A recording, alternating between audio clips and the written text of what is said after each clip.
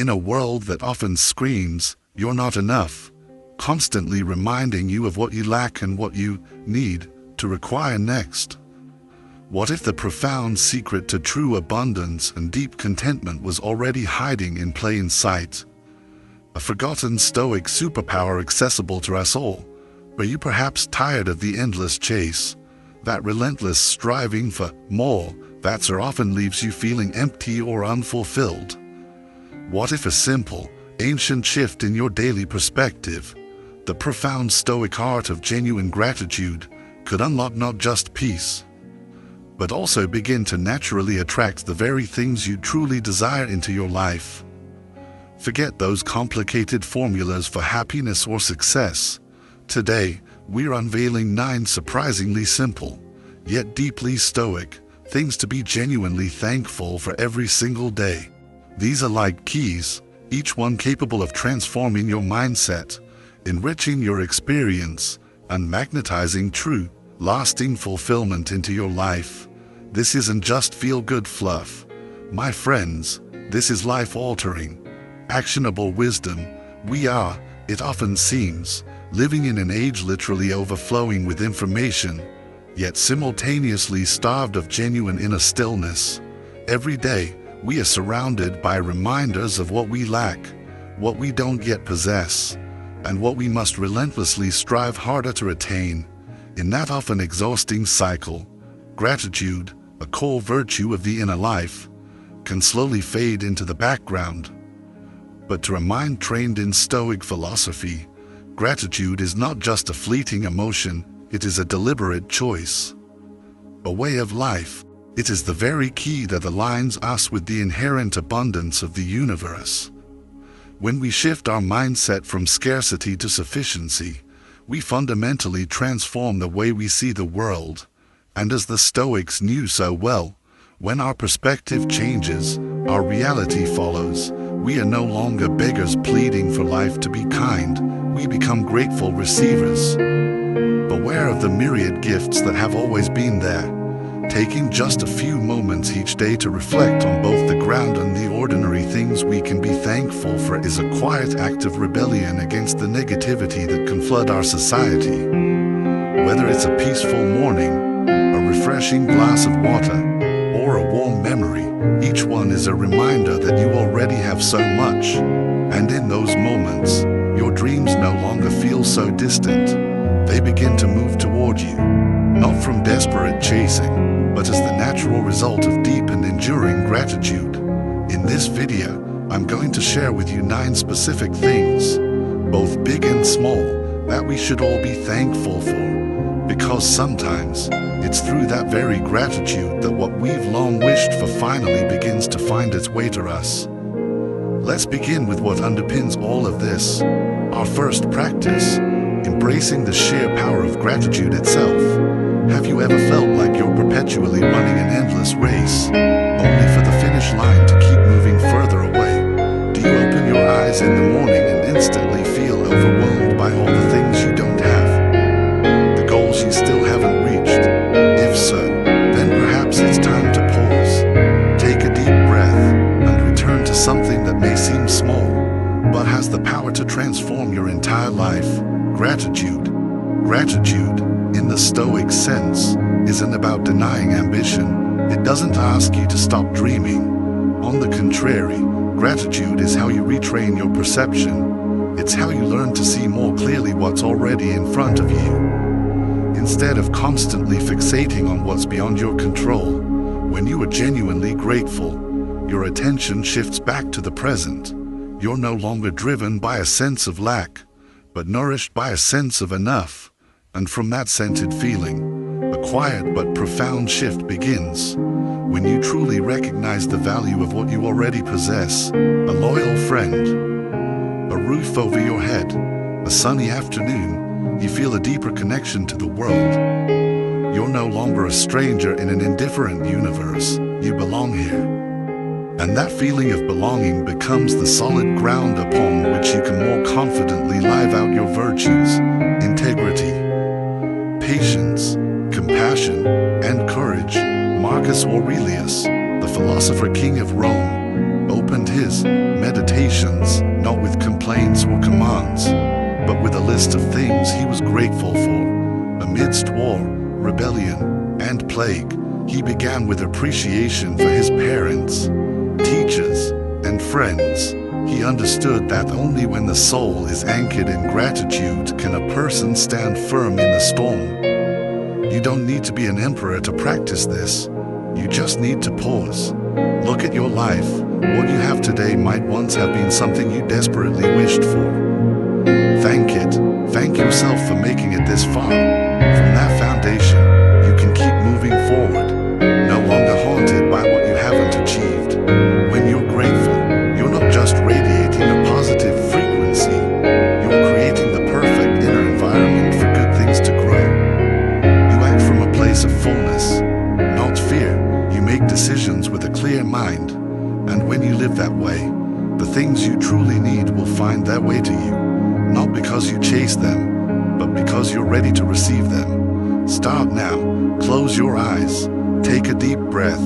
Think of 3 things you're most grateful for today.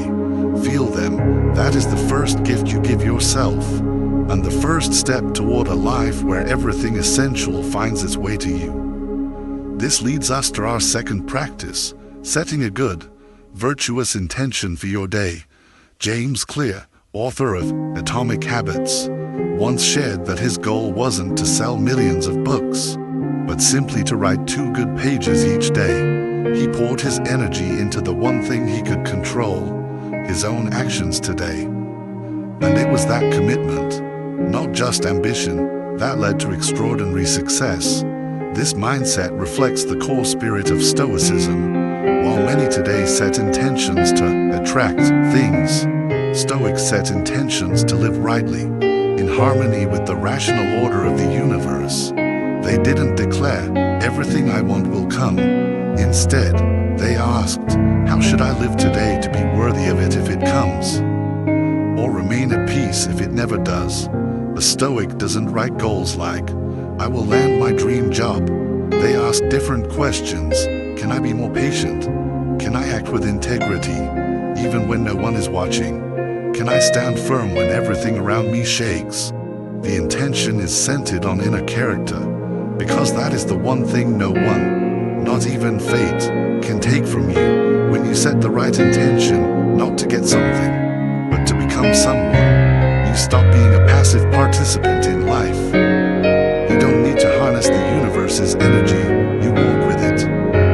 Logos, the rational force ordering the world, moves on whether you beg it or not. Aligning yourself with it means you no longer need to demand results. The results may come or they won't, but you remain grounded, moving forward, free. So, replace the question, "How do I get what I want?" with, "How must I live today to be worthy of it?" Not to please the universe, but to stay true to yourself. This isn't abstract, it's the foundation of every sustainable habit and lasting transformation. When you're no longer driven by the highs of hope or the lows of disappointment, you act from principle, not for an outcome, and that is what makes you strong, free, and trustworthy, both to others and to your own conscience. This brings us to our third practice, a deeper application of our first. Purposefully practice gratitude every single day. Have you ever woken up feeling like everything is missing? Time, money, motivation, even the belief in your dreams. You're not alone, but there is a different path, a surprisingly simple one we often overlook. Gratitude. Gratitude isn't just a polite gesture, it's a way of life. You can start practicing it today. Every morning, write down 3 specific things you're grateful for. It could be the good night's sleep you just had, a caring message from someone, or simply the morning sunlight streaming through your window. Arianna Huffington, founder of the Huffington Post, starts every day this way. She shared that on some days, the only thing she could write was, "I'm still alive," but that's where it begins. From acknowledging what we already have, we build a positive state to welcome more. Marcus Aurelius once wrote, "Very little is needed to make a happy life. It is all within yourself."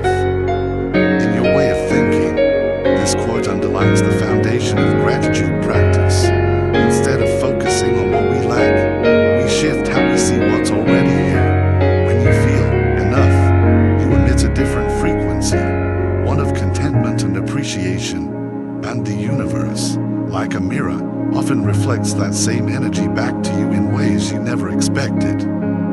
Our fourth practice is to read from Stoic texts or other wisdom literature.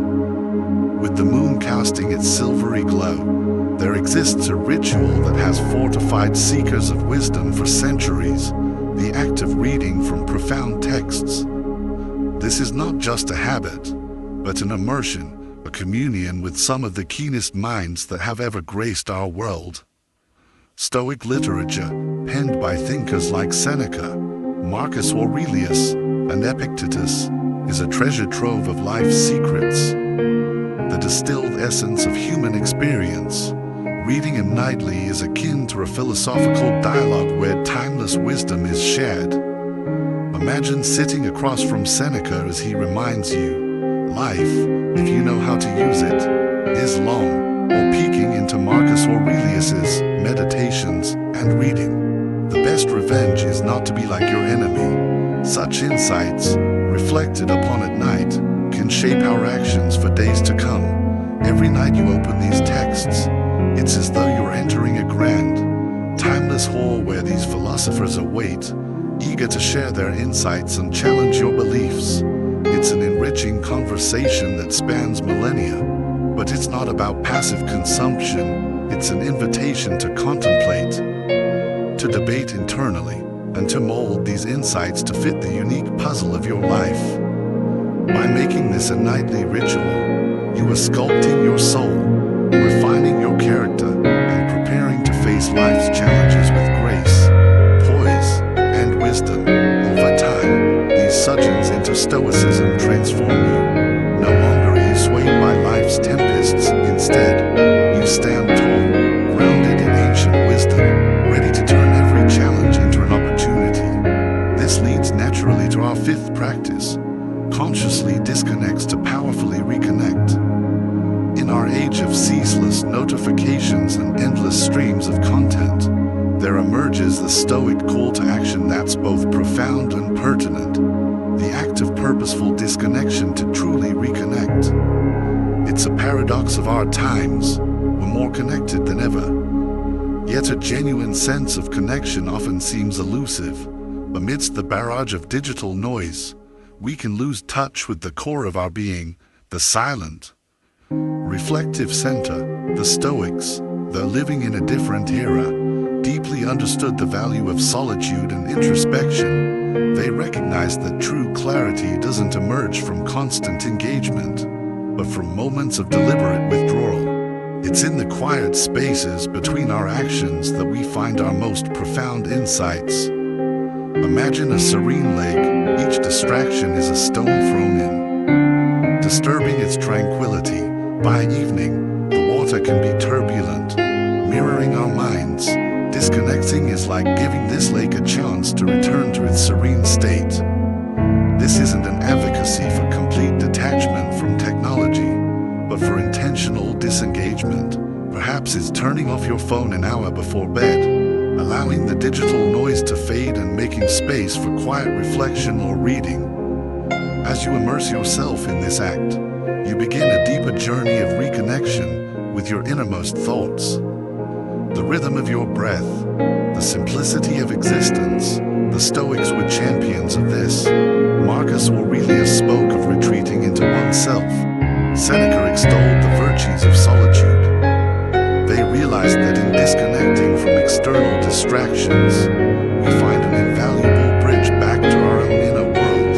Every evening, as you choose to disconnect, you're not just taking a break, you're courageously embarking on a sacred pilgrimage back to yourself.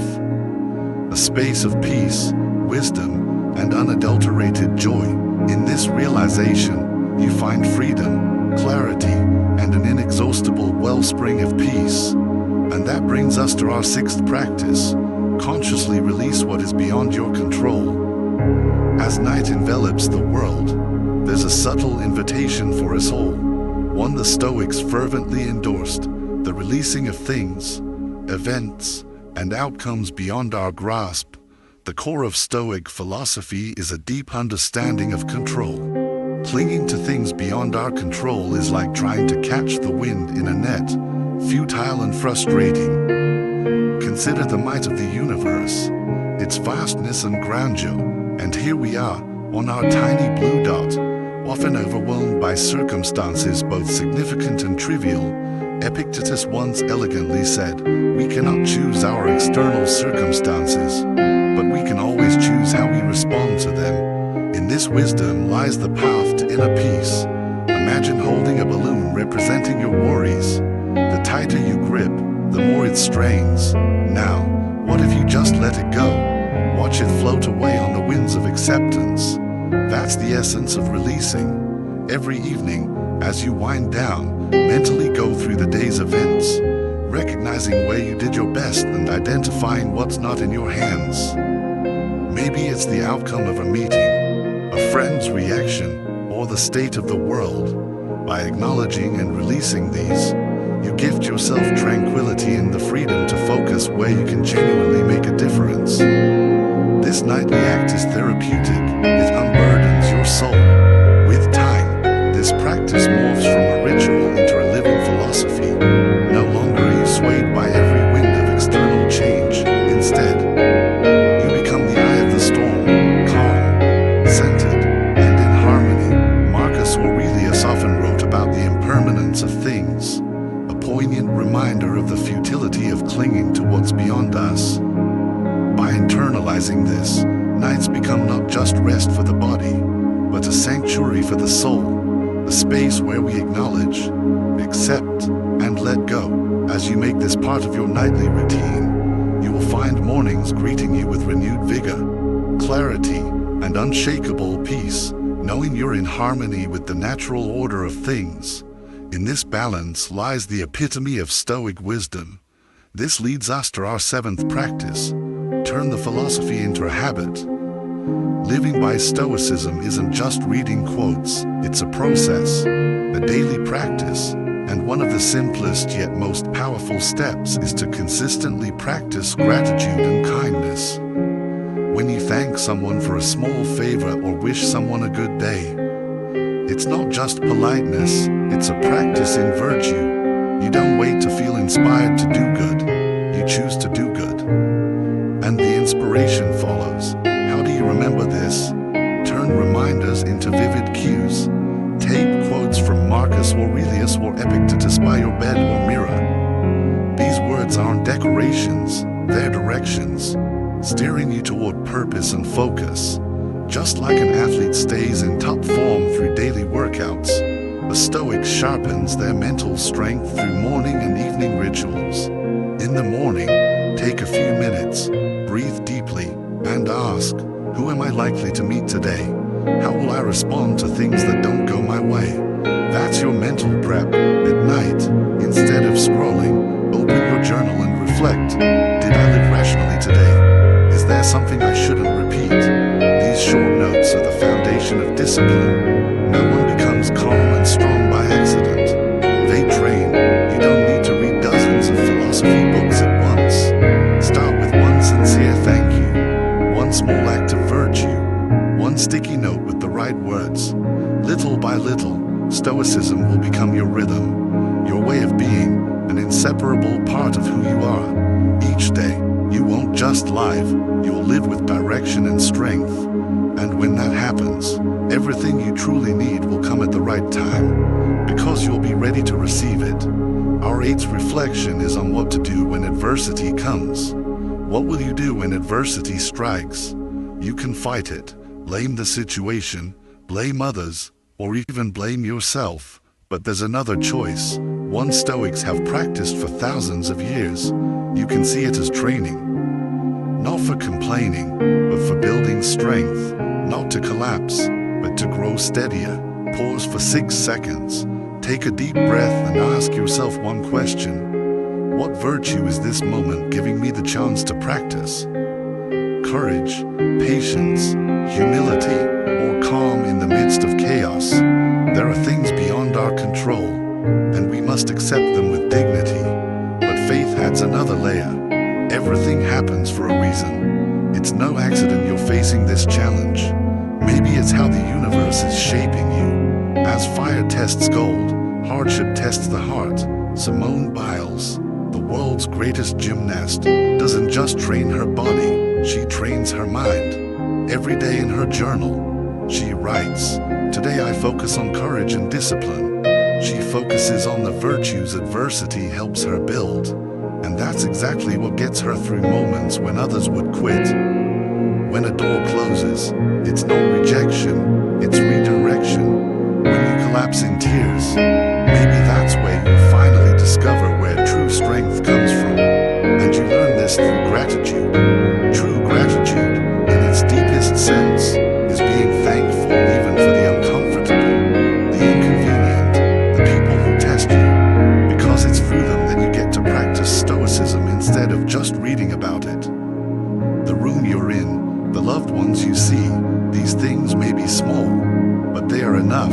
Life never promised a world without pain, but it promises you won't be alone if you cultivate your inner resources. When you're grateful, even in darkness, fear loses its grip, because you begin to understand this too is part of a greater plan. Adversity is not the end, it's an invitation to grow, to live in alignment with your deepest values.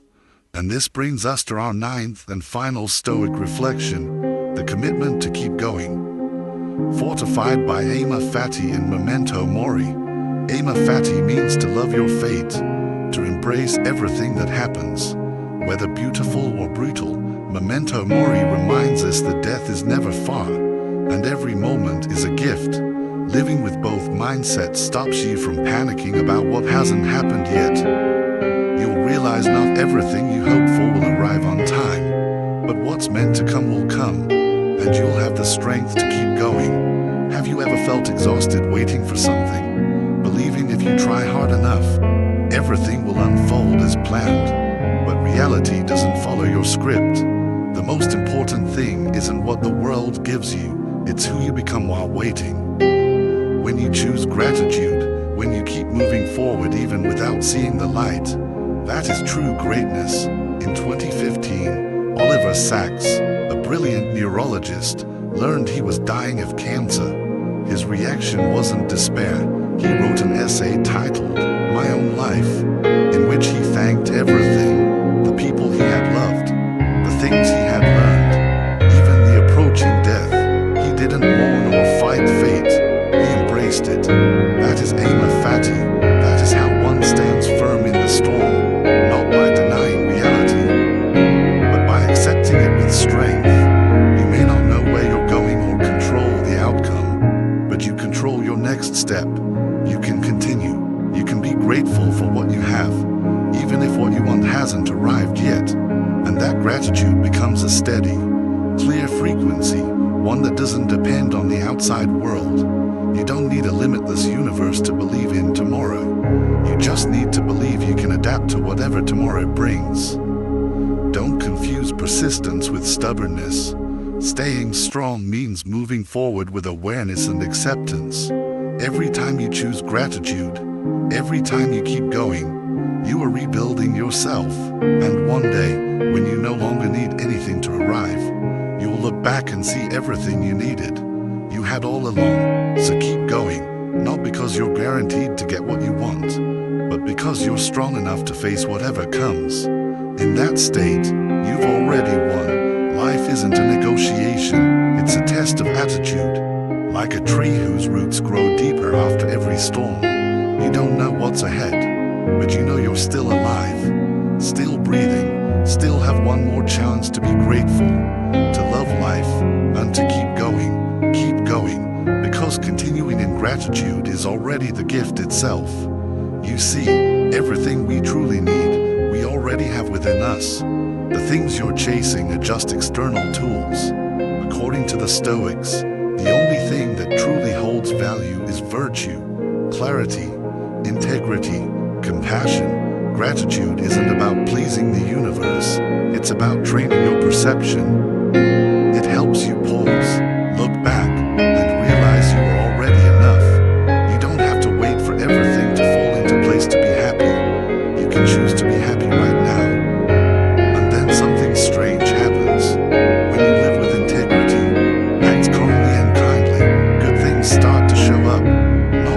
have some magic, but because you've become the kind of person who naturally welcomes them. So, what do you think makes people fall into the illusion that having more will finally be enough?